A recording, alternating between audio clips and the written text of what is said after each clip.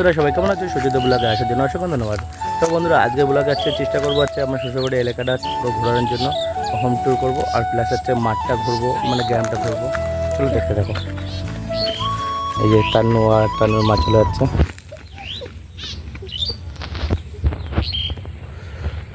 তো বন্ধুরা ওরা তো মাঠে চলে যাচ্ছে, বাকি আমি যাবো একটু পরে।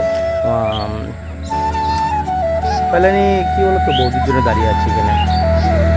আর একটা জিনিস আজকে আমি খুব বাড়াবাড়ি করে ফেলেছিলাম, সেটা বলবো লাস্টে বলবো, এখন বলবো না। তো দেখতে থাকো, আশা করি খুব ভালো লাগবে। দেখো তো এটা হচ্ছে কত দূর চলে গেছে ওরা। যেহেতু আমার মেয়ে মাঠ বলতে অতটা ভালো বোঝে না, একটাই কারণ ও দিল্লিতে ছিল।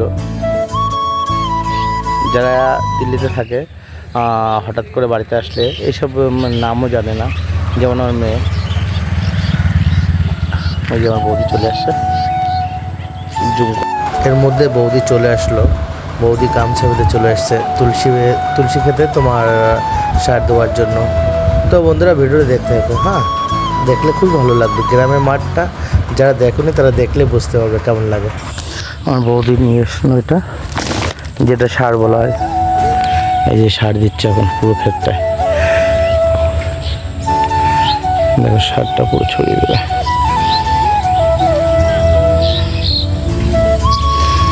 বউ আর মেয়ে ওই সাইডটা, মানে ওরা এ তুলসী গাছ বলো মনি, সাবধানে। অসাম লাগছে না? আর দেখো শুধু অসাম লাগছে না? ওয়াও, গ্রাম বলে তো এটারই গ্রাম বলে। হাইলানি বন্ধু দেখতে পাচ্ছ, দুঃখের বিষয় সামনে মদের কাউন্টার। এই সাইডটা আকাশটা দেখো, একটা জিনিস ফলো করে দেখো। আর এই সাইডটা এত জল জমে গেছে খেতে, দেখলেই বুঝতে পারবো। আমি জুম করছি হালকা, জুম করার দরকার নেই, দেখো ভালো করে দেখো। যখন জল জমে গেছে, এত জল জমে গেছে খেতে, গাছগুলো নষ্ট হয়ে যাচ্ছে অনেক।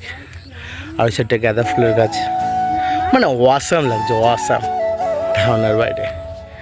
এবার এই সাইডটা দেখো, আমি তোমাদের একটা জিনিস ভালো করে দেখাচ্ছি, দেখে দেখো কেমন লাগছে, দেখো সেটা। এবার দেখো তান্নু, এই সোজা সোজা দাঁড়াও। অসাম লাগছে না? না ওই হয় লাস্ট, ওই বড়। তোমরা যদি জানো তাহলে হচ্ছে এটা কমেন্ট করে জানো। হ্যাঁ এটা কি গাছ? তানু এসব ফুল টুল মারতে ভালো লাগছে, এরা এসে এইসব চালু করেছে। ভাই আমার তো ভাই এইসব জায়গায় অসম লাগে, লেকিন হ্যাঁ সকালবেলা আসলে না জান বেরিয়ে যাবে, বুঝতে পারছো? মানে গ্রাম বলে এটাই গ্রাম বলা হয়। যারা শহরে থাকে এসব দেখতে পারবে না, এসব ভিউ দেখতে হলে না গ্রামে আসতে হবে, গ্রামে না আসলে দেখতে পারবে না। এই যে আমার বাইক, আমার না বাইক, সত্যি কথা বলতে আমার কোনো বাইক কেনার অকাতই নেই। আর সত্যি কথা বলতে বাইক কিনবো সেরকম কোনো অকাত নেই আমার ভাই। আমি আগে ভাববো ব্যবসার কথা, কাজ করবো, যেটা পেটে ভাত দেবে সেটাই করবো আগে। ফার্স্ট কাজ, তারপর বাইক। তো বন্ধুরা আমি যেহেতু শ্বশুরবাড়িতে রয়েছি, আমি একটু বলি, শ্বশুরবাড়ি রয়েছি যেহেতু, এখানে আমি যাচ্ছি শ্বশুরবাড়ির এলাকাটা পুরোটা ঘুরোচ্ছি তোমাদেরকে।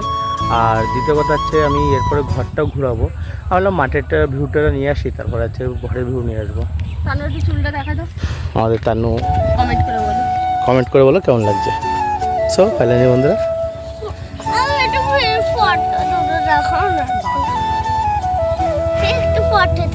চলো বন্ধুরা আস্তে আস্তে বাড়ির দিকে যাওয়া যাক। হ্যাঁ